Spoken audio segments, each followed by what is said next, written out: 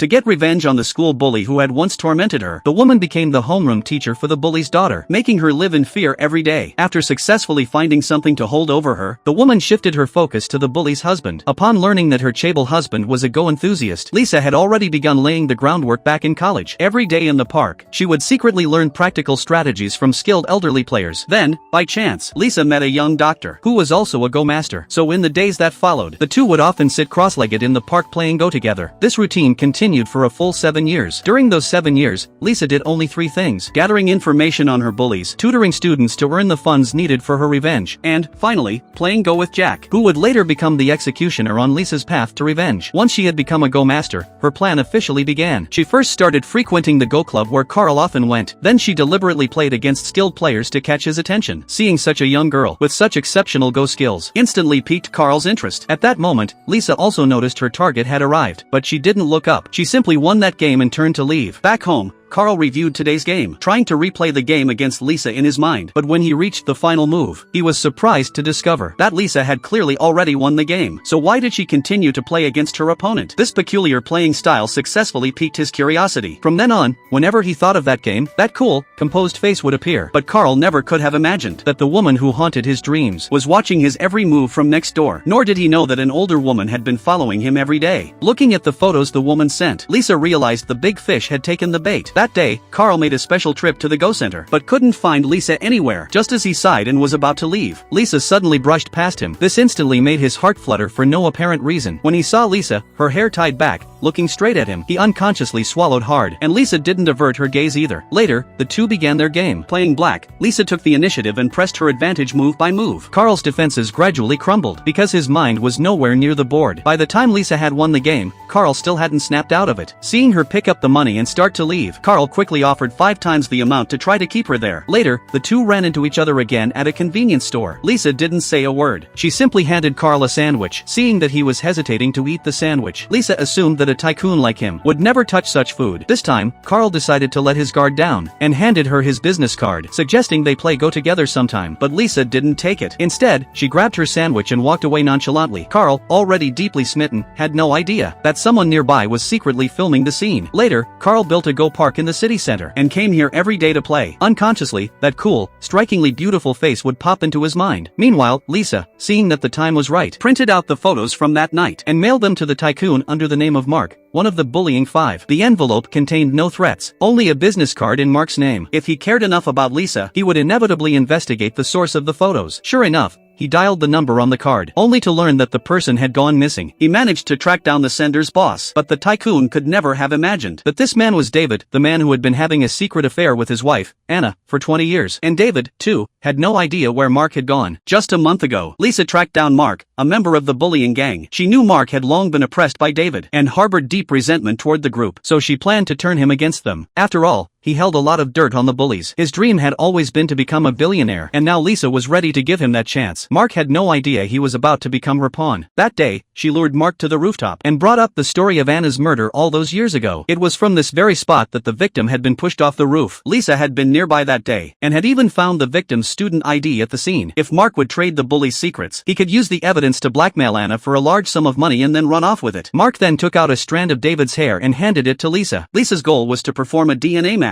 to confirm whether he was the biological father of Anna's daughter. The next day, following Lisa's instructions, Mark went to the hospital. To his surprise, the victim's body from all those years ago was still there. Afterward, as agreed, he handed Lisa the information on the bullying group, including evidence that Ella had been snorting flour. Once everything was ready, Mark turned on the voice recorder on his phone as Lisa had instructed, preparing to extort a hefty sum from Anna. At first, he wanted to test the waters by bringing up her affair, but to his surprise, she dismissed it out of hand, and even noticed that Mark was recording her on his phone. Just as she was about to leave, Mark grabbed her by the neck and exposed her murder from all those years ago, adding that the victim's body was still being kept at the hospital. Just as he was getting carried away with his triumph, Anna grabbed a wine bottle and smashed it against Mark's head. Afterward, she contacted the police officer who had helped her back in high school. With the support of Anna's family, that officer had risen through the ranks and was now a deputy director general. But unexpectedly, he had been cautious and hidden the body in an abandoned funeral home. Since Anna and her daughter were constantly causing trouble, he feared he would eventually be dragged into it. If he ever needed money in the future, Mark's body could come in handy. A week later, Lisa couldn't get in touch with Mark. She suspected he might be dead. Unfortunately, after all that trouble, she hadn't managed to obtain any evidence of Anna's crimes. Now she desperately needed an ally. So she reached out to Jack, the doctor who had taught her to play chess. Lisa then explained exactly what she planned to do, sparing no detail. After hearing her story, Jack's first reaction was to tell her to stop, because Jack believed Lisa was a kind person and shouldn't do the things only villains would do. Lisa burst out laughing when she heard this. Then she immediately took off her coat and revealed the scars covering her entire body. After seeing this, Jack could no longer bear it. His eyes were filled with rage, and he volunteered to be Lisa's executioner. And so, Lisa's path of revenge would continue to unfold.